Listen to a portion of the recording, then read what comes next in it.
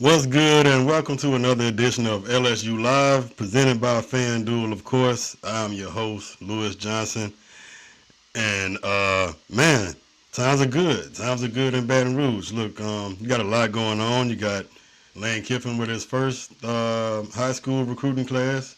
Just wrapped that up. Signing day ain't what it used to be, but hey, you signed a solid class. So even though you already had everybody locked in for, I think your last commit was a month ago, it's still a solid class. It is to be celebrated. So we got that going on.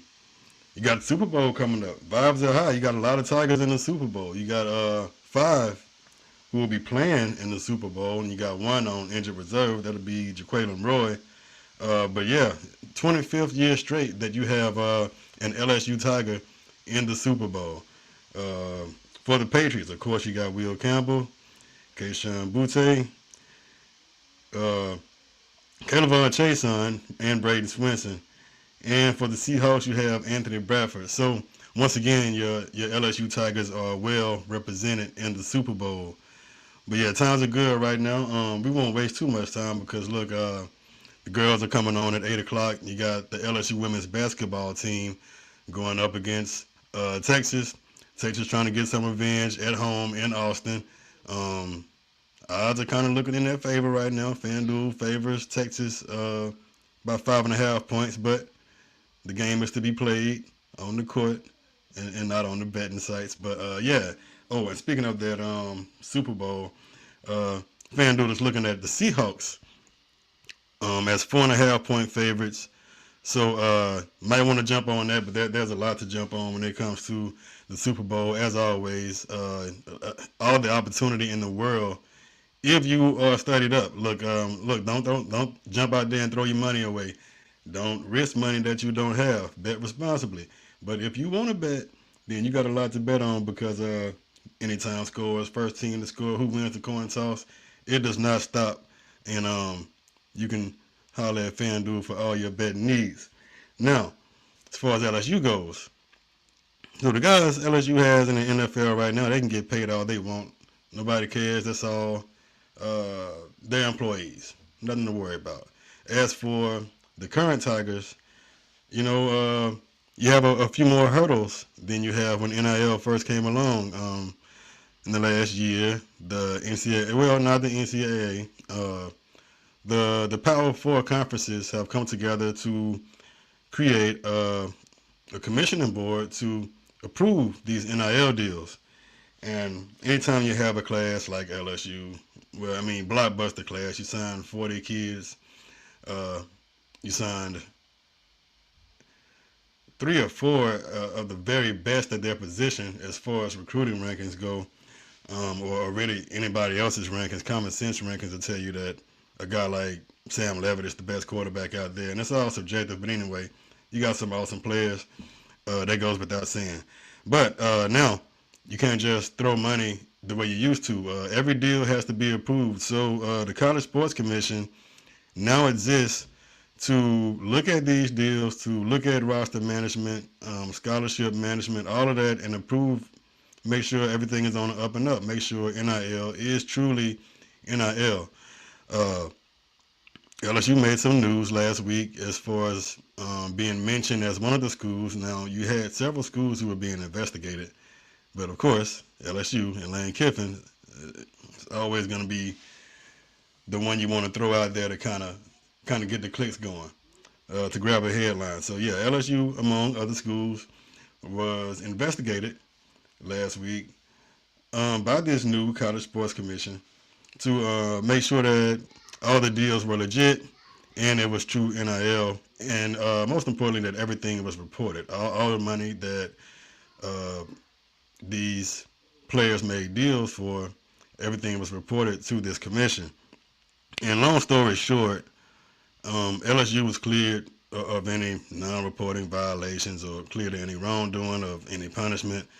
Um, I think when you look at the landscape of college football right now, and you look at how these contracts and how these deals are talked about and mentioned as if, as if it's a professional sport. You got people talking about re-signing. You got people talking about terms as far as this much for this many years, this much per year. So everything is talked about as though it's a professional league. But of course, we all have to pretend that this is NIL and I'm paying for this endorsement. I'm paying this player for this service or whatever.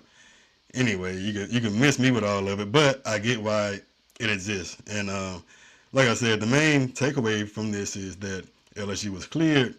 But I did want to talk about it so people can understand that you got to keep everything in perspective when this kind of news comes up. When it first came up, you know, it raised some eyebrows. It raised my eyebrow. And, of course, you got some chicken littles in the world who kind of think the worst. They expect the worst. They're worried, oh, what's going to happen? They're going to drop the hammer down. Lane just got to LSU, and LSU was already about to be in trouble. Well, nah, you got to kind of slow down with all of that because I won't say that it's a dog and pony show, but you do have to keep in perspective that these people are getting paid a lot of money to clear these deals, investigate these deals, so people are going to get investigated. And it's not always going to be anything that's going to come from it. Matter of fact, it's probably going to be pretty rare that anything is going to come from it because remember, the Power Four conferences put this institution in place. So do they really want to get their schools in trouble? Do they really want negative publicity? Do they really want anything that's going to cost them money? No.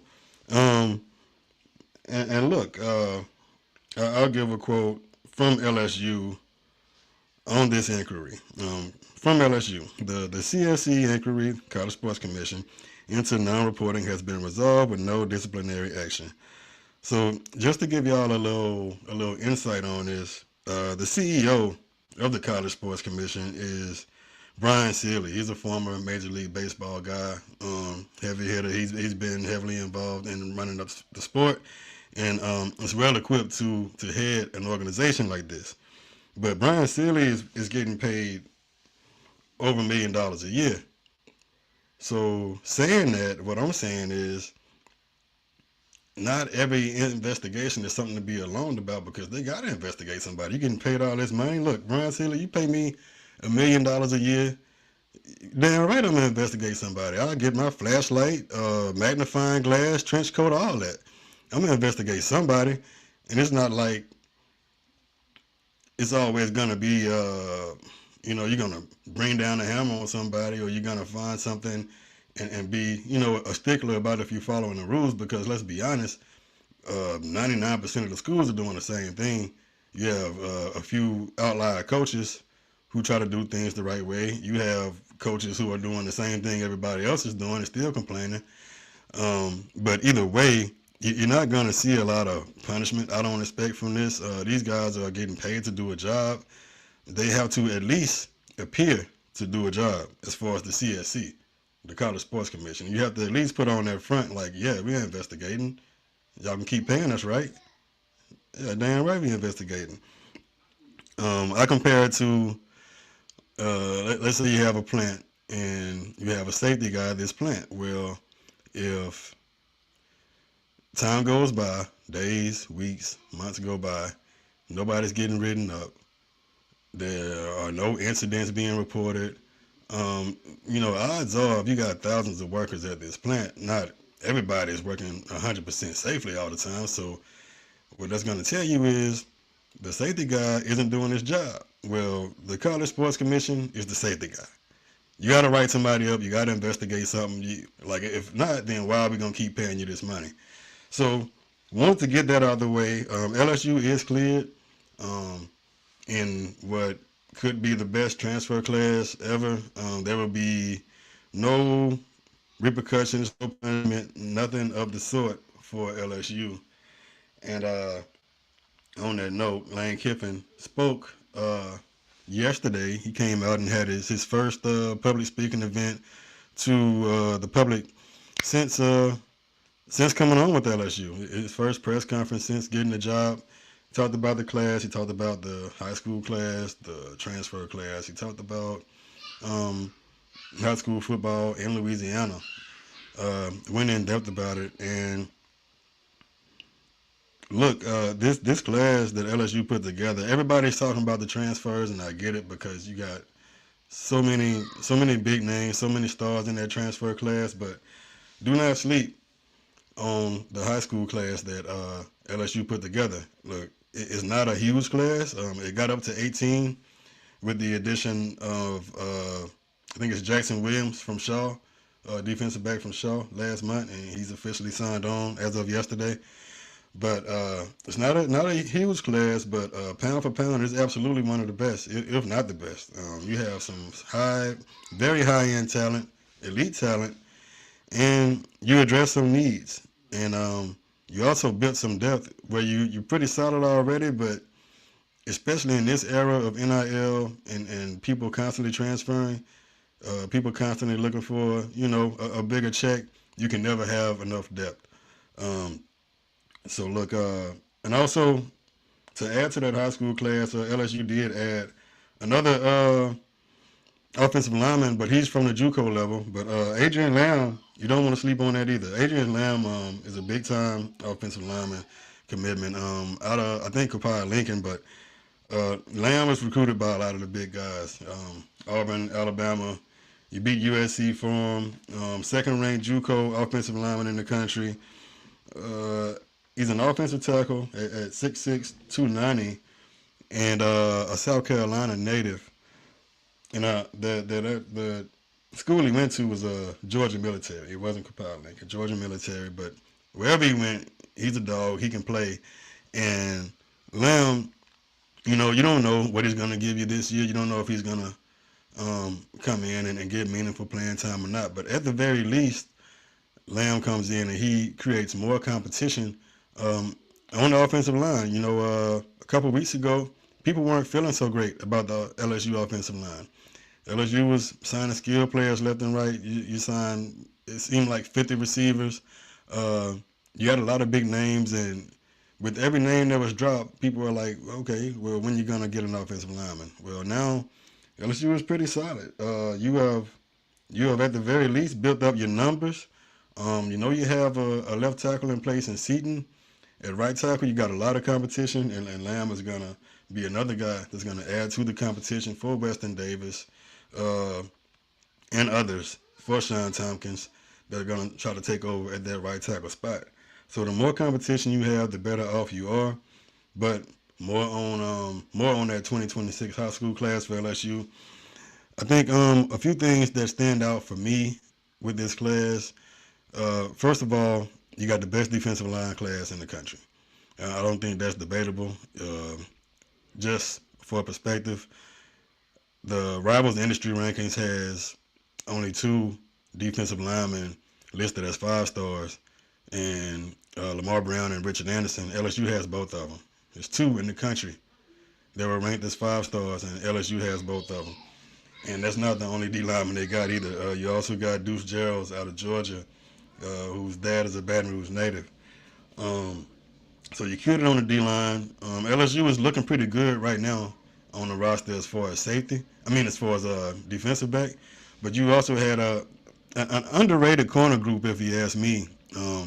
I've talked about Pook Ellis, Dez Ellis out of Franklin Parish High School, and 247 recently bumped him up to a 4-star. So you got a lengthy, rangy guy in Ellis, multi-sport athlete, basketball, high jump numbers are crazy. So this is an elite athlete at 6'2". But you also got Haven Finney from California, who, if he would have stayed in that 27 class, Finney was ranked as the number 1 cornerback in that class in the country. He reclassified, so he's coming to school a year earlier than he really would have if he wouldn't have reclassified. And you got another lengthy corner in him. So you don't have a lot of people talking about the cornerbacks that LSU signed, but I think that's a very underrated part of this 2026 class for LSU. Killed it at wide receiver. You got Corey Barber, who recently got his 5th star out of Alabama. You got Jabari Mack out of Destrehan. So even though you got, I think, 9 receivers from the portal, you still had two more high school guys who are high level guys, and just because you sign a bunch of older guys from the portal, don't rule these guys out as far as playing, because these are not only talented but polished guys. Jabari Mack he's a technician. He's not just gonna wow you with measurables, but he knows how to play the position, and he's very versatile. Like I said, Barber is now a 5-star guy, ranked ahead of people that you clamored for, like Tristan Keys, like Booby Feaster. Barber is now ranked ahead of these guys now. Does his ranking mean he's better than them?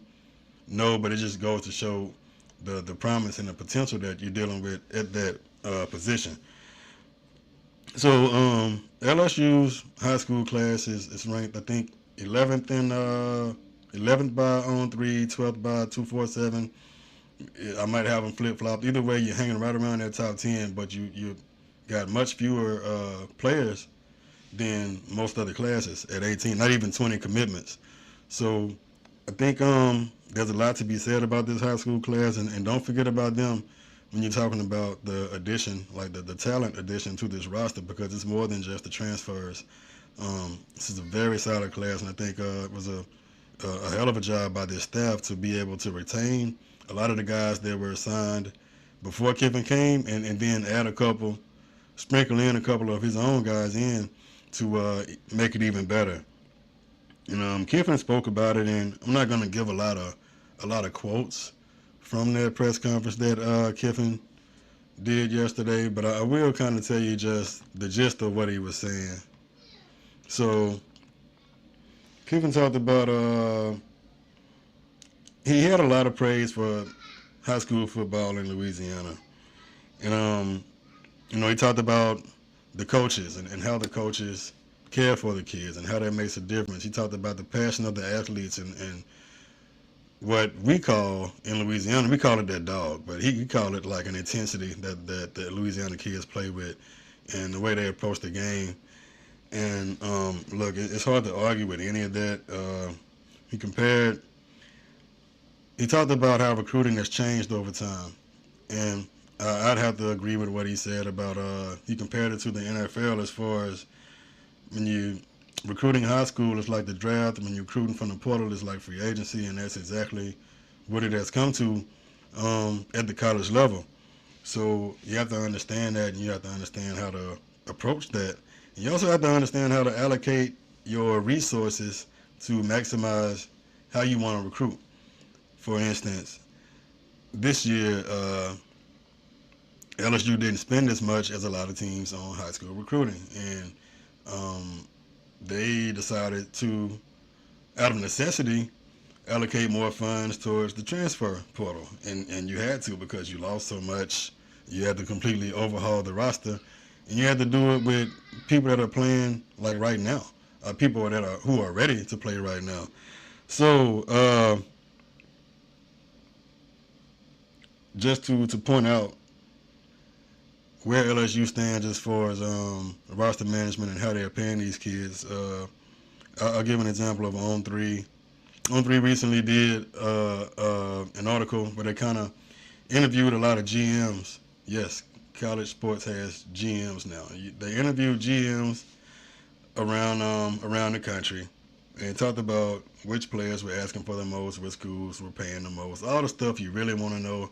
And you get inflated numbers, you get crazy headlines, but you don't really know. Well, when people are speaking from an anonymous standpoint, they feel pretty free to talk and say whatever.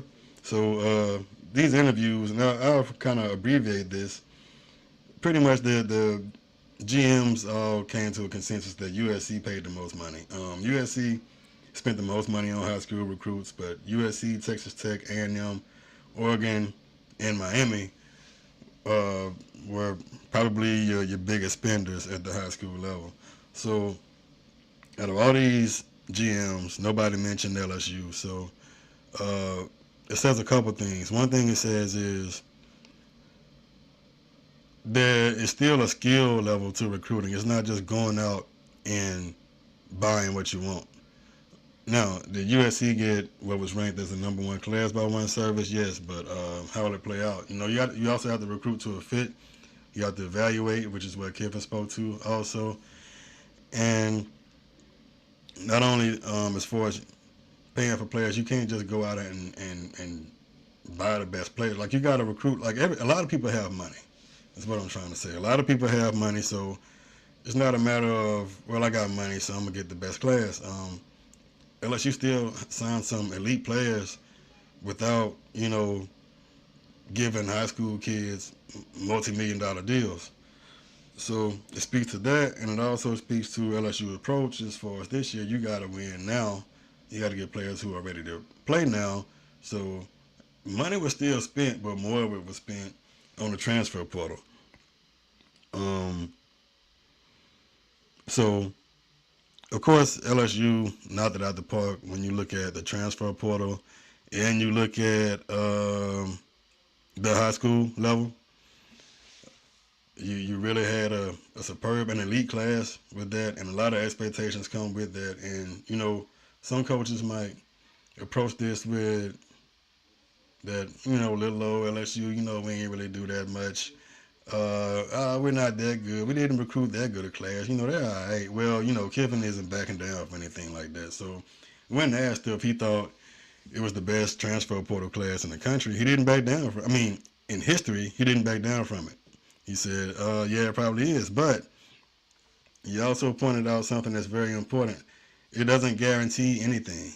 There's still work to do. And he understands that. I hope that fans understand that too. And I'm not very optimistic when it comes to that. I know that a lot of people are looking at that transfer class and they're thinking championship. Today, they are thinking championship. And I think you got to back up a little bit from that approach because nothing is guaranteed.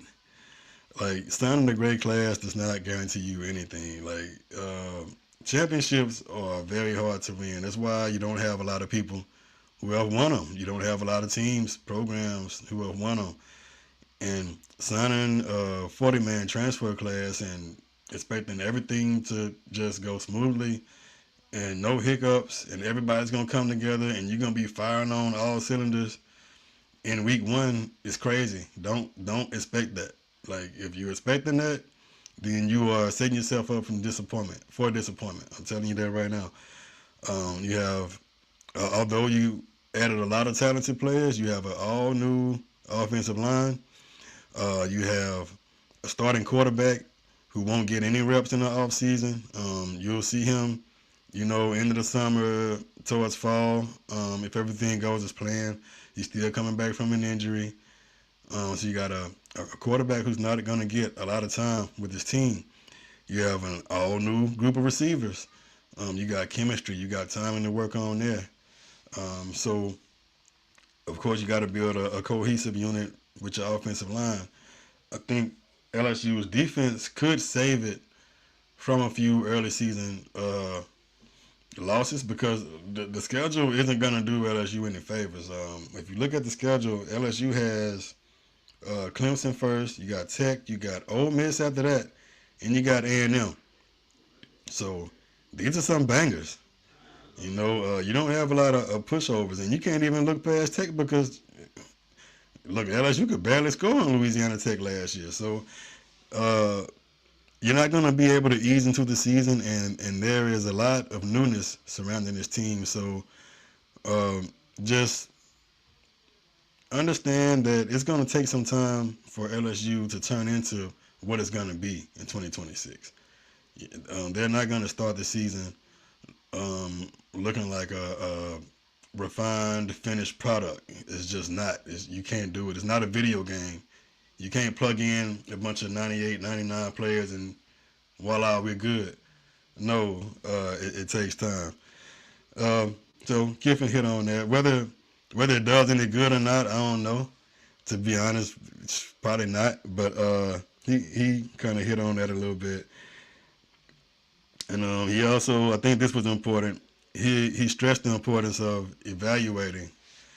You have some schools who are always at or near the top of recruiting rankings, but can't ever seem to get over the hump. And some of them aren't even all that competitive. Like Texas is good now, but they had a stretch after that championship in '06, you had about a 10, 15 year stretch where they were always top 5 in recruiting, but they always sucked and were soft. So you can't just look at the rankings and go boom, boom, boom. We want these 5 stars. No, you have to build a team. Indiana is a perfect example of that as far as finding fits, evaluating players who might not have the highest ranking or be the most coveted guys by everybody, but trusting your evaluation to see if this guy has what you want. Is he a fit for the program? Is he a fit for the culture? And that's also an important part of evaluating not just the player but also the person, and especially when you got so much money you're throwing around, you don't want to make a bad investment, and you also don't want to get a guy who's gonna throw off your locker room with let's be real, everybody's human. You got jealousy out there, you got people, oh, this guy's making this, so you want to make sure that you're bringing people that are gonna be contributing in a positive way to your locker room too. Whether they're there for a few months or whether they're there for 3 years, that's something that you have to think about and consider. So again, very solid class. Look, signing day isn't what it used to be. I can remember waiting for National Signing Day, getting absolutely nothing done at work. Looking at Dandy Don to see, waiting on him to post another signing. Who signed now? You had people lined up in downtown Baton Rouge to go and look at highlights of new recruits on a projector. It was an event. National Signing Day was an event, and it's not the same. I'm not gonna cry about it. Look, the game has changed, so either you can evolve or you can just be miserable and complain. I've chosen to just control what I can control. I'm gonna enjoy it. It doesn't. The day doesn't carry the same weight, but the players do. So appreciate the new players. Look into them. There's a lot to be excited about if you follow LSU. And look, the recruiting does not stop. It does not stop in 2026.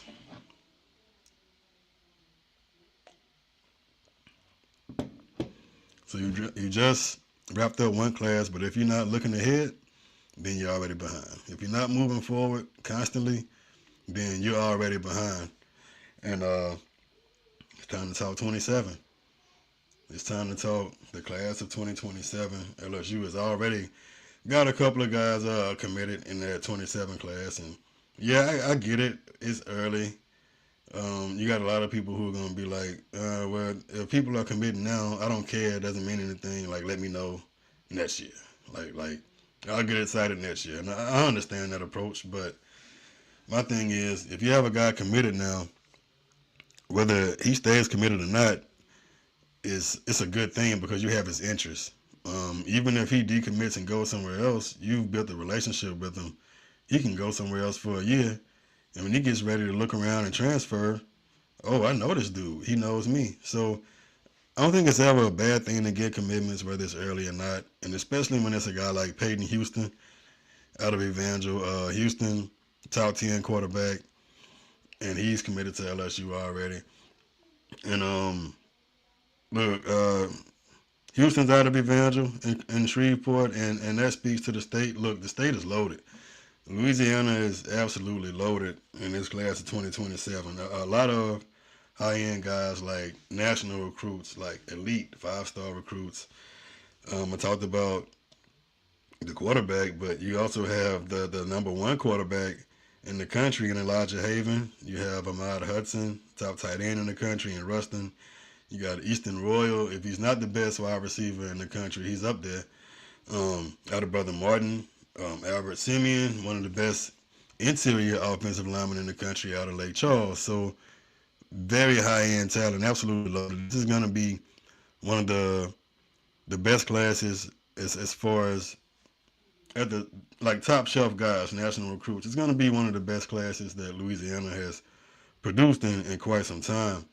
But you also have you got a lot of depth in this class, and like it's not just star power. loaded their wide receiver. Loaded their wide receiver. Braylon Calley out of Cecilia. St. Aug has two national recruits at wide receiver, and Miguel Whitley and Raekwon Williams. Javon Vital out of Lake Charles. So he's more of a jitterbug type. He's more think Skylar Green when you think this guy.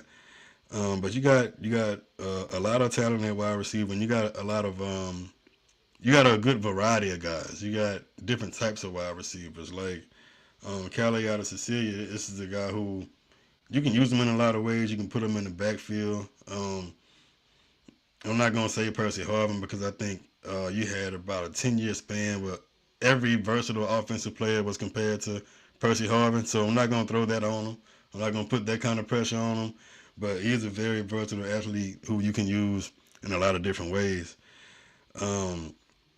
You have guys who aren't quite national recruits yet. They're getting some national attention. They're not huge names. Guys like Bryson Phoenix out of Alexandria High School, edge guy, good size on him, 6'3", 230, coming in hot off the edge. So this 2027 class is gonna be exciting to watch how LSU closes. You have one quarterback committed already, and Peyton Houston, and Houston is a great prospect, but you have to be curious as to if LSU is going to continue to pursue other quarterbacks because there's so many.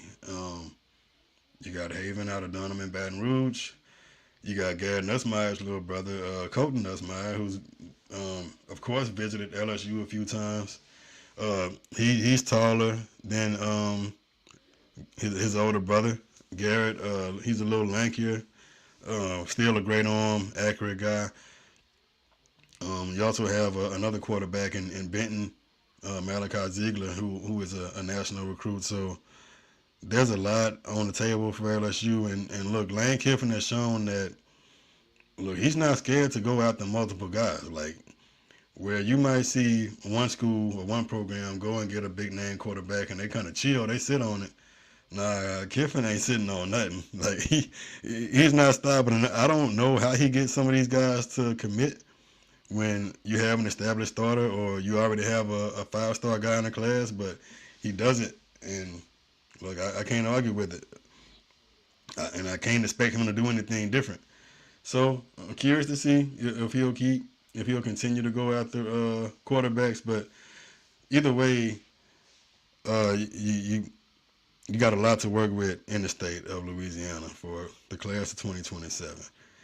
And one of your better out-of-state recruits in this class, one of the absolute best out-of-state recruits, looks to have LSU as a favorite right now. Josh Dobson, who was a cornerback out of North Carolina. Dobson is 6'1", 175, and he has all the traits you want in a cornerback. He's long, he's fast, he's twitched up. If you want to know how good Dobson is, Blake Baker and Corey Raymond flew up to North Carolina to go and meet with him and talk with him. And not too long after that, Dobson came down to Baton Rouge with his entire family and spent some time with the coaching staff before the dead period in Baton Rouge. So that's one guy to keep an eye on out of state. Corey Raymond's been doing a hell of a job since he's been back in Baton Rouge, and it doesn't look to stop anytime soon. And what I like about Raymond is, Kiffin spoke yesterday about trusting your evaluation. Raymond will offer a guy, guys like Dobson is obvious. All right, he's a five-star. I'm going to go and offer him.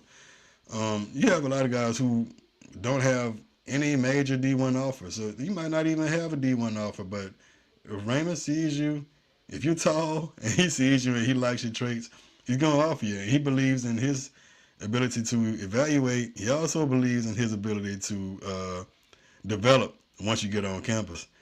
And with this track record, like, who am I to argue? So, again, Dobson, that's a name to look out for out of state. And LSU is doing a little work already out of state. In South Carolina, they have a commitment in Jaden Bryant, who was a top 10 edge out of South Carolina, 6'4", 250. So that's a big commitment early in the process to get a guy like that away from South Carolina and Clemson. So that's saying something about that class. But look, you got a long way to go. You don't want to get too high, you don't want to get too low, but it's going to be fun. I will say that. It's going to be fun to see how this 2027 class develops. And it's going to be fun to see LSU's approach because I'm expecting LSU to go a lot heavier towards the high school level this year. And we'll see how it plays out. But I think you've seen the last 40-man transfer class that you're going to see at LSU in quite some time. I think you're going to see a shift of focus to the high school level. You're still going to hit the portal because why not? If you can get better, if you can cherry pick a few elite guys or guys ready-made to come in and help, you're going to do that. But I do think that focus is going to change to high schoolers for the most part at LSU. So I haven't said it yet, but I should have said it an hour ago. Look, like and subscribe. Like and subscribe to LSU Live. The best thing about it is it's free. The second best thing about it is you get to hear me every week, and you get reminded. For my people that know me and you forget that the show is on, hey, subscribe, and you don't have to forget. You don't have to remember. It'll pop up on your phone. So, yeah, like and subscribe to the show. Follow me on the socials at CFBLou on Twitter and TikTok. And also follow my work on Last Word on Sports. Until the end, next time, I'll holler at y'all. Enjoy LSU women's basketball against Texas.